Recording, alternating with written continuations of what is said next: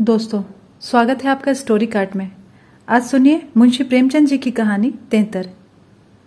आखिर वही हुआ जिसकी आशंका थी, जिसकी चिंता में घर के सभी लोग, विशेषतः प्रसूता, पड़ी हुई थी। 3 पुत्रों के पश्चात कन्या का जन्म हुआ। माता सौर में सूख गई, पिता बाहर आंगन में सूख गए और पिता की वृद्धा माता सौर द्वार पर सूख गई। अनर्थ, महा अनर्थ। भगवान ही कुशल करें तो हो। यह पुत्री नहीं, राक्षसी है। इस अभागिनी को इसी घर में आना था। आना ही था तो कुछ दिन पहले क्यों नहीं आई। भगवान 7वें शत्रु के घर भी तेतर का जन्म न दें। पिता का नाम था पंडित दामोदर दत्त। शिक्षित आदमी थे और शिक्षा विभाग में ही नौकर भी थे, मगर इस संस्कार को कैसे मिटा देते जो परंपरा से हृदय में जमा हुआ था कि तीसरे बेटे की पीठ पर होने वाली कन्या अभागिनी होती है, या तो पिता को लेती है या माता को या अपने को। उनकी वृद्धा माता लगी नवजात कन्या को पानी पी पी कर कोसने। कलमुही है कलमुही, न जाने क्या करने आई है यहाँ। किसी बांझ के घर जाती तो उसके दिन फिर जाते। दामोदर दत्त दिल में तो घबराए हुए थे, पर माता को समझाने लगे। अम्मा, तेतर वेतर कुछ नहीं होता। भगवान की जो इच्छा होती है वही होता है। ईश्वर चाहेंगे तो सब कुशल ही होगा।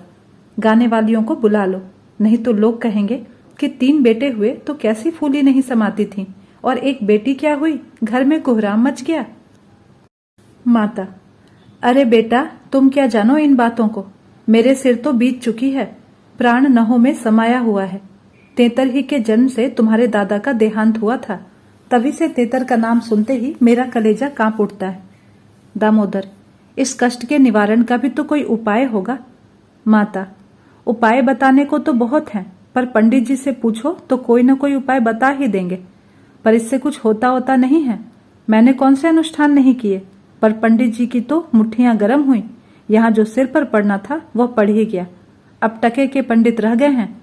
जजमान मरे या जिए उनकी बला से, उनकी अपनी दक्षिणा पूरी होनी चाहिए। फिर उन्होंने धीरे से कहा कि लड़की दुबली पतली भी नहीं है, तीनों लड़कों से हुष्ट पुष्ट है। बड़ी बड़ी आंखें हैं, पतले पतले लाल लाल ओंठ हैं जैसे गुलाब की पत्ती, गोरा चिट्टा रंग है और लंबी सी नाक। कलमुही नहलाते समय रोई भी नहीं, टुकुर टुकुर ताकती रही। यह सब लक्षण कुछ अच्छे थोड़े ही हैं। दामोदर दत्त के तीनों लड़के सांवले थे, कुछ विशेष रूपवान भी नहीं थे। लड़की के रूप का बखान सुनकर उनका चित्त कुछ प्रसन्न हुआ। बोले, अम्मा जी, तुम भगवान का नाम लेकर गाने वालियों को बुला भेजो। गाना बजाना होने दो, भाग्य में जो कुछ है वह तो होगा ही। माता: जी तो हुलसता नहीं, करूं क्या। दामोदर: गाना न होने से कष्ट का निवारण तो होगा नहीं कि हो जाएगा। अगर इतने सस्ते जान छूटे तो न कराओ गाना। माता: बुलाए लेती हूं बेटा, जो कुछ होना था वह तो हो गया। इतने में दाई ने सौर में से पुकार कर कहा, बहू जी कहती हैं गाना वाना कराने का कोई काम नहीं है। माता: भला उनसे कहो चुप बैठी रहें, बाहर निकलकर मनमानी करेंगी। 12 ही दिन हैं, बहुत दिन नहीं है। बहुत इतराती फिरती थीं, यह न करूंगी वह न करूंगी, देवी क्या है देवता क्या है। मर्दों की बातें सुन सुनकर वही रट लगाने लगती थी। तो अब चुपके से बैठती क्यों नहीं। मेमे तो तेतर को अशुभ नहीं मानती, और सब बातों में मेमों की बराबरी करती हैं, तो इस बात में भी करें। यह कहकर माता जी ने नाइन को भेजा कि जाकर गाने वालियों को बुला ला, पड़ोस में भी कहती आना। सवेरा होते ही बड़ा लड़का सोकर उठा और आंखें मलता हुआ जाकर दादी से पूछने लगा, बड़ी अम्मा, कल अम्मा को क्या हुआ। लड़की तो हुई है। बालक खुशी से उछल कर बोला, ओहो हो, पैजनिया पहनकर छुन छुन चलेगी। जरा मुझे दिखा दो दादी जी। अरे, क्या सौर में जाएगा, पागल हो गया है क्या। लड़के की उत्सुकता नहीं मानी, सौर के द्वार पर जाकर खड़ा हो गया और बोला, अम्मा, जरा बच्ची को मुझे दिखा दो। दाई ने कहा कि बच्ची अभी सोती है। तो बालक ने कहा, जरा सा दिखा दो गोद में लेकर। दाई ने कन्या उसे दिखा दी तो वहां से दौड़ता हुआ अपने छोटे भाइयों के पास जा पहुंचा और उन्हें जगा जगा कर खुशखबरी सुनाई। एक बोला, नन्ही सी होगी। बड़ा, बिल्कुल नन्ही सी, बस जैसी बड़ी गुड़िया, ऐसी गोरी है कि क्या किसी साहब की लड़की होगी। यह लड़की मैं लूंगा। सबसे छोटा बोला, हमको भी दिखा दो। तीनों लड़के मिलकर लड़की को देखने आए और वहां से बंगले बजाते उछलते कूदते बाहर आए। बड़ा, देखा कैसी है? मंझला, कैसे आंखें बंद किए पड़ी थी। छोटा, इसे हमें तो देना। बड़ा, खूब द्वार पर बारात आएगी, हाथी घोड़े बाजे आतिशबाजी। मंझला और छोटा ऐसे मग्न हो रहे थे मानो वह मनोहर दृश्य आंखों के सामने है। उनके सरल नेत्र मनोल्लास से चमक रहे थे। मंझला बोला, फुलवारियां भी होंगी। छोटा, अम्बी पूल लेंगे। छठी भी हुई, बरही भी हुई, गाना बजाना, खाना खिलाना, देना दिलाना सब कुछ हुआ, पर रस्म पूरी करने के लिए, दिल से नहीं, खुशी से नहीं। लड़की दिन दिन दुर्बल और अस्वस्थ होती जाती थी। माँ उसे दोनों वक्त अफीम खिला देती और बालिका दिन और रात नशे में बेहोश पड़ी रहती। जरा भी नशा नहीं उतरता। जरा सा थोड़ी देर के लिए अगर नशा उतरता भी तो भूख से विकल होकर रोने लगती। फिर माँ कुछ ऊपरी दूध पिलाकर अफीम खिला देती। आश्चर्य की बात तो यह थी कि अब की बार उसकी छाती में दूध उतरा भी नहीं। यूं भी उसे दूध देर से उतरता था, पर लड़कों के बेर उसे नाना प्रकार की दूधवर्धक औषधियां खिलाई जाती। बार बार शिशु को छाती से लगाया जाता, यहाँ तक कि दूध उतर ही आता था। पर अब की यह आयोजनाएं न की गईं। फूल सी बच्ची कुम्हलाती जाती थी। माँ तो कभी उसकी ओर ताकती भी नहीं थी। हाँ, नाइन कभी कभी चुटकियां बजाकर चुमकारती तो शिशु के मुख पर ऐसी दयनीय, ऐसी करुण वेदना अंकित दिखाई देती कि वह आंखें पोंछती हुई चली जाती थी। बहू से कुछ कहने सुनने का साहस नहीं पड़ता था। बड़ा लड़का सिद्धू बार बार कहता, अम्मा बच्ची को दो, बाहर से खिला लाऊं, पर माँ उसे झिड़क देती थी। इसी तरह 3-4 महीने बीत गए। दामोदर दत्त एक दिन रात को पानी पीने उठे तो देखा कि बालिका जाग रही है। सामने ताक पर मीठे तेल का दीपक जल रहा है। लड़की टकटकी बांधे उसी दीपक की ओर देखती थी और अपना अंगूठा चूसने में मगन थी। चुप चुप की आवाज आ रही थी। उसका मुख मुरझाया हुआ था, पर वह रोती नहीं थी और ना ही हाथ पैर फेंकती थी। बस अंगूठा पीने में ऐसी मगन थी मानो उसमें सुधा रस भरा हुआ है। वह माता के स्तनों की ओर मुंह भी नहीं फेरती थी, मानो उसका उन पर कोई अधिकार ही नहीं है, उसके लिए वहां कोई आशा ही नहीं है। बाबू साहब को उस पर बड़ी दया आई। इस बेचारी का मेरे घर जन्म लेने में क्या दोष है? मुझ पर या इसकी माता पर जो कुछ भी पड़े, इसमें इसका क्या अपराध है? हम कितनी निर्दयता कर रहे हैं कि कुछ कल्पित अनिष्ट के कारण इसका इतना तिरस्कार कर रहे हैं। माना कि कुछ अमंगल हो भी जाए तो क्या उसके भय से इसके प्राण ले लिए जाएंगे? अगर अपराधी है तो मेरा प्रारब्ध है। इस नन्हे से बच्चे के प्रति हमारी कठोरता क्या ईश्वर को अच्छी लगती होगी? उन्होंने उसे गोद में उठा लिया और उसका मुख चूमने लगे।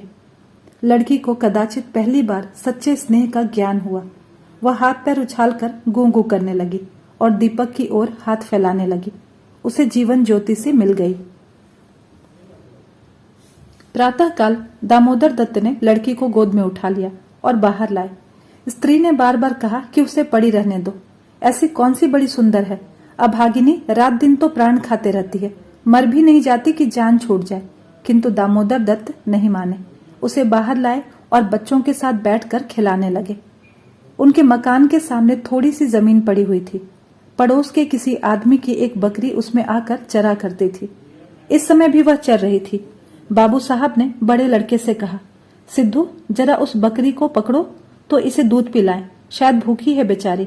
देखो तुम्हारी नन्ही सी बहन है ना, इसे रोज हवा में खिलाया करो। सिद्धू को दिल लगी हाथ आई। उसका छोटा भाई भी दौड़ा। दोनों ने घेर कर बकरी को पकड़ा और उसका कान पकड़े हुए सामने लाए। पिता ने शिशु का मुंह बकरी के थन में लगा दिया। लड़की चुबलाने लगी और एक क्षण में दूध की धार उसके मुंह में जाने लगी, मानो टिमटिमाते दीपक में तेल पड़ जाए। लड़की का मुंह खिल उठा। आज शायद पहली बार उसकी क्षुधा तृप्त हुई थी। वह पिता की गोद में हुमक हुमक कर खेलने लगी। लड़कों ने भी उसे खूब नचाया और कुदाया। उस दिन से सिद्धू को मनोरंजन का एक नया विषय मिल गया। बालकों को बच्चों से बहुत प्रेम होता है। अगर किसी घोंसले में चिड़िया का बच्चा देख पाए तो बार बार वहां जाएंगे। देखेंगे कि माता बच्चे को कैसे दाना चुगाती है, बच्चा कैसे चोंच खोलता है, कैसे दाना लेते समय परों को फड़फड़ा कर चें चें करता है। आपस में बड़े गंभीर भाव से उसकी चर्चा करेंगे। अपने अन्य साथियों को ले जाकर उसे दिखाएंगे। सिद्धू ताक में लगा रहता। जो ही माता भोजन बनाने या स्नान करने जाती, तुरंत बच्ची को लेकर आता और बकरी को पकड़कर उसके थन में शिशु का मुंह लगा देता। कभी दिन में 2-2 बार और कभी 3-3 बार पिलाता। बकरी को भूसी चोकर खिलाकर ऐसा परचा लिया कि वह स्वयं चोकर के लोभ से चली आती और दूध देकर चली जाती। इस भांति कोई 1 महीना गुजर गया। लड़की अब हुष्ट पुष्ट हो गई, मुख पुरुष के समान विकसित हो गया, आंखें जग उठी। शिशुकाल की सरल आभा मन को हरने लगी। माता उसे देख देख कर चकित होती थी। किसी से कुछ कह तो नहीं सकती थी, पर दिल में उसे आशंका होती कि अब यह मरने वाली नहीं, हम ही लोगों के सिर जाएगी। कदाचित ईश्वर इसकी रक्षा कर रहे हैं, जभी तो दिन प्रतिदिन निखरती जाती है, नहीं तो अब तक ईश्वर के घर पहुंच गई होती। मगर दादी माता से कहीं ज्यादा चिंतित थी। उसे भ्रम होने लगा कि वह बच्ची को दूध पिला रही है, सांप को पाल रही है। शिशु की ओर आंख उठाकर भी न देखती। यहां तक कि एक दिन वह कह उठी, लड़की का बड़ा छोह करती हो? हाँ भाई, माँ हो कि नहीं, तुम ना छोह करोगी तो और कौन करेगा? अम्मा जी, ईश्वर जानते हैं जो मैं इसे दूध पिलाती हूँ। अरे, तो मैंने मना थोड़े ही किया है। मुझे क्या गरज पड़ी है कि मुफ्त में अपने ऊपर पाप लूं? कुछ मेरे सिर तो जाएगी नहीं। अब आपको विश्वास ही नहीं आए तो कोई क्या कर सकता है? मुझे पागल समझती हो? वह हवा पी पी कर ऐसी हो रही है। भगवान जाने अम्मा, मुझे तो आप अचरज होता है। बहू ने बहुत अपनी निर्दोषिता जताई, किंतु वृद्धा सास को विश्वास नहीं आया। उसने समझा कि यह मेरी शंका को निर्मूल समझती है, मानो मुझे इस बच्ची से कोई बैर है।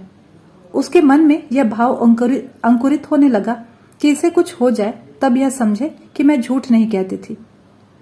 वह जिन प्राणियों को अपने प्राणों से भी प्रिय समझती थी, उन्हीं लोगों की अमंगल कामना करने लगी, केवल इसलिए कि मेरी शंकाएं सत्य हो जाएं।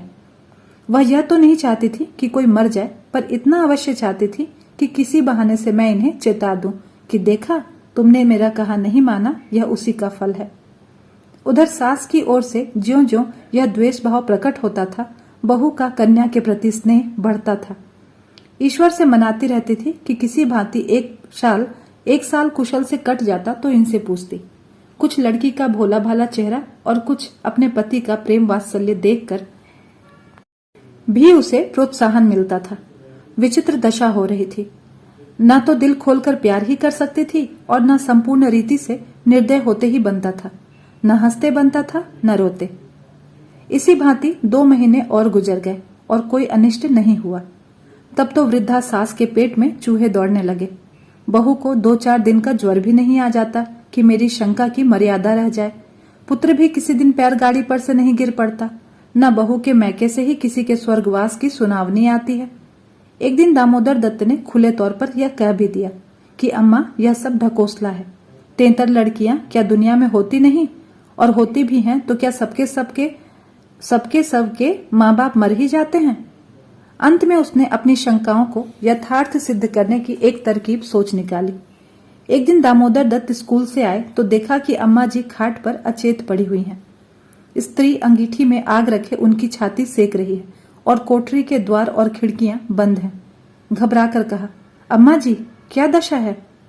स्त्री, दोपहर ही से कलेजे में एक शूल उठ रहा है, बेचारी बहुत तड़प रही हैं। दामोदर, मैं जाकर डॉक्टर साहब को बुला लाऊं ना? देर करने से शायद रोग बढ़ जाएगा। अम्मा जी, कैसी तबीयत है आपकी? माता ने आंखें खोली और कराहते हुए बोली, बेटा, तुम आ गए? अब मैं ना बचूंगी। हाय भगवान, अब ना बचूंगी। जैसे कोई कलेजे में बरछी चुभा रहा हो। ऐसी पीड़ा कभी नहीं हुई, सारी उम्र बीत गई।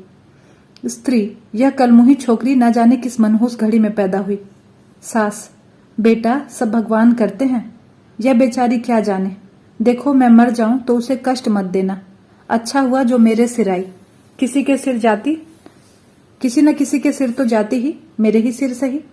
हाय भगवान, अब ना बचूंगी। दामोदर, जाकर डॉक्टर को बुला लाता हूं, अभी आता हूं तुरंत। माता जी को केवल अपनी बात की मर्यादा निभानी थी, रुपए खर्च नहीं कराने थे। सो बोली, नहीं बेटा, डॉक्टर के पास जाकर क्या करोगे? अरे, वह कोई ईश्वर है? डॉक्टर अमृत पिला देगा? 10-20 तो वह भी ले जाएगा। डॉक्टर वैद्य से कुछ ना होगा। बेटा तुम कपड़े उतारो और मेरे पास बैठकर भागवत पढ़ो। अब ना बचूंगी, हाय राम। दामोदर, तेतर बुरी चीज है, मैं तो समझता था कि ढकोसला ही ढकोसला है। स्त्री, इसी से मैं उसे कभी मुंह नहीं लगाती थी। माता, बेटा बच्चों को आराम से रखना, भगवान तुम सब लोगों को सुखी रखे। अच्छा हुआ जो मेरे ही सिर गई, तुम लोगों के सामने मेरा परलोक हो जाएगा। कहीं किसी और के सिर, दूसरे के सिर जाती तो क्या होता राम। भगवान ने मेरी विनती सुन ली, हाय हाय। दामोदर दत्त को निश्चित हो गया कि अब अम्मा जी नहीं बचेंगी। बड़ा दुख हुआ। उनके मन की बात होती तो वह माँ के बदले तेतर को न स्वीकार करते। जिस जननी ने जन्म दिया, नाना प्रकार के कष्ट झेलकर उनका पालन पोषण किया, अकाल वैधव्य को प्राप्त होकर भी उनकी शिक्षा का प्रबंध किया, उसके सामने एक दूधमुही बच्ची का क्या मूल्य था, जिसके हाथ का एक गिलास पानी भी वह अभी नहीं जानते थे। शोकातुर होकर उन्होंने कपड़े उतारे और माँ के सिराहने बैठकर भागवत की कथा सुनाने लगे। रात को बहू भोजन बनाने चली तो सास से बोली, अम्मा जी तुम्हारे लिए थोड़ा सा साबूदाना छोड़ दूं?